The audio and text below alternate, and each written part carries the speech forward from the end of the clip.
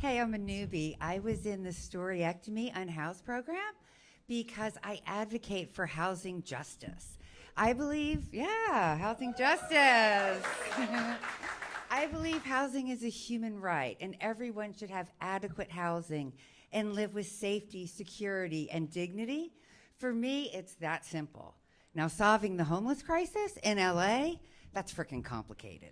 We've got the county, we have the city of LA, we've got 83 incorporated cities, LASA, not to be confused with HOPIX, HACLA, or La Casa.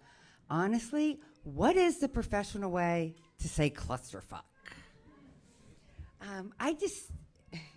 So I got so frustrated with everything locally, I decided I was going to make my voice heard in Sacramento and in Washington, D.C. Yeah, I distinctly remember the day I made that decision. It was here in Santa Monica around lunchtime. I was at the grocery store at the Vaughn's that's on Broadway, or the Vaughn's that's gone.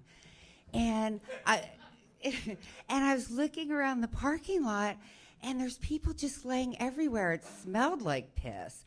Shoppers are going in and buying food. And they're coming out, and people are begging for food. This wasn't working for anybody, housed or unhoused. At the time, I was mad. I was supremely pissed off. And this lady pulls up right next to me, and I remember I looked right at her and I hollered, "We are fixing this, and I'm going to make my voice heard in Washington and Sacramento." Oh my God, I scared the piss out of this woman. She hopped back in her car, grabbed her steering wheel, and hurried away. I grabbed my suitcase and I scurried away. Because when you are in your home summoning the courage to take action, you're focused and determined. When I was living in that parking lot, I was just a crazy lady hollering at strangers. I was homeless in Los Angeles County for 2.5 years. Now, here's the thing about being homeless. Everybody that's unhoused needs help. Not everyone that's unhoused qualifies for help.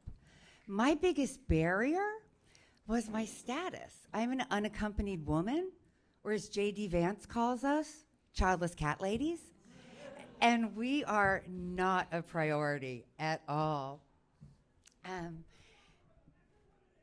And besides that, as I don't even face the biggest barrier that people face to housing, and that's race.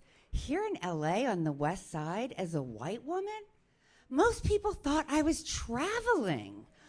They did.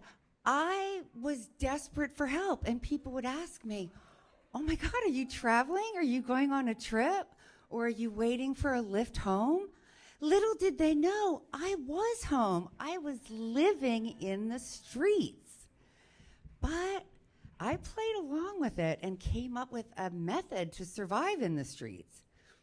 Act like you're housed. I actually migrated closer to LAX, figuring if people already think I'm traveling, I might as well just set the stage for it. And I used to hang out in hotel lobbies, and I'd use their business center and the gym. I'd even go to the pool. Yeah, I brought new meaning to bougie homeless during that era. But besides sleeping outside at night, I didn't have any case management. I finally got a hold of someone with LA County, and she asked me, "Miss Reader, what spa are you in?" I'm like, holy shit, what fucking spa am I in? I was actually in a Hilton lobby at the time. I said, "You've got to be kidding me."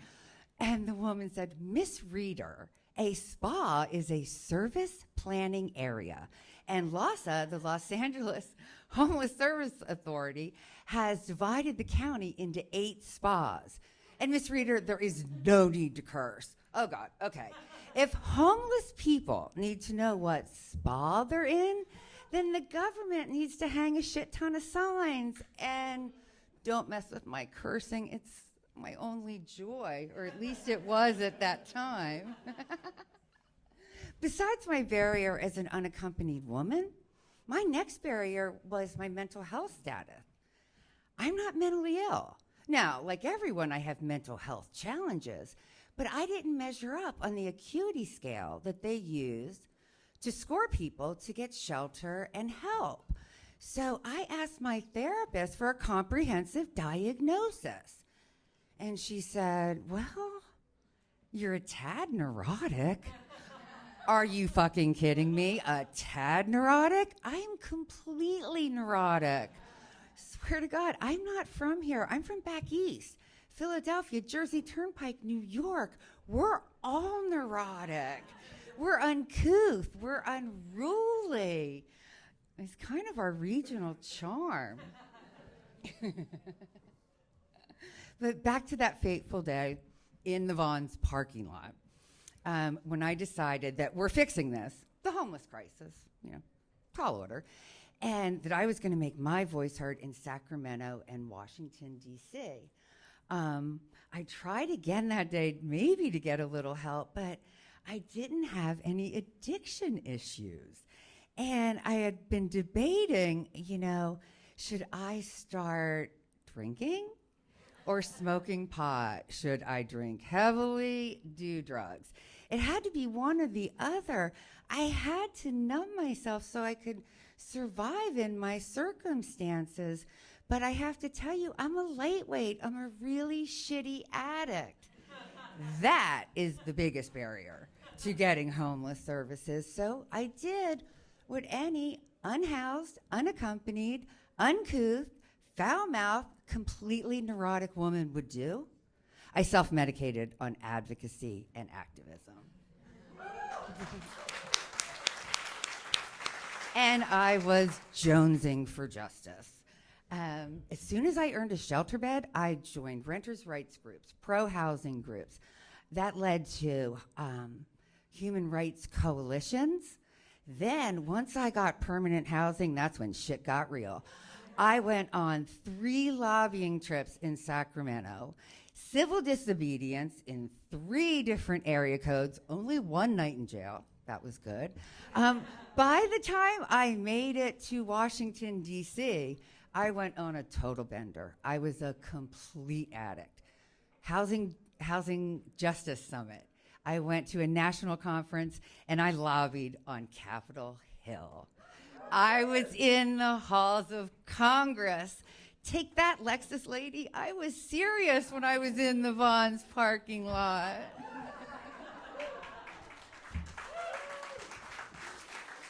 But so much has happened in the last 4 years, from going from housing insecurity to being unhoused to finally finding shelter, albeit a shady shelter, and now I'm permanently housed. And look where I landed. I'm on a stage with a microphone speaking truth to real power, you guys. So I did find out some news just this afternoon that the administration canceled the federal funding for the subsidies that pay for my affordable housing. And that's my biggest fear. It really is. So promise me this. If you see me on the streets in Los Angeles with my suitcases, run, don't walk, and buy me a bottle of vodka. Because if I become homeless again, I will start drinking on day 1. You guys, I can't do that again. I have been to hell and back. I am completely exhausted.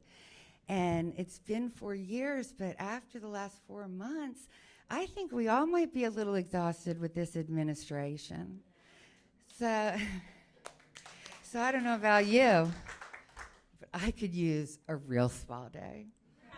Thank you. Thank you.